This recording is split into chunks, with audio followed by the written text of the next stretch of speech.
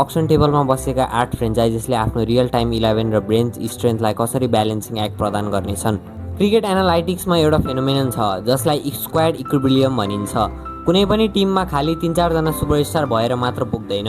बेन्चमा बसेका अनक्याप domestic प्लेयर्सको tactical value पनि बराबर हुन जरुरी छ। आजको यस भिडियोमा हामी रियल डाटा इन्डिकेटर्स युज गरेर प्रत्येक फ्रेन्चाइजिसको critical tactical triggers, upcoming domestic steal deals र अल्टिमेट ओभरसिज स्लट कम्बिनेसन्सलाई ग्रानुलर लेभलमा ब्रेकडाउन गर्नेछौँ। सबैभन्दा पहिला कुरा गरौँ रेनिङ च्याम्पियन्स लुम्बिनी लायन्स र रनर अप सुदूरपश्चिम रोयल्सको।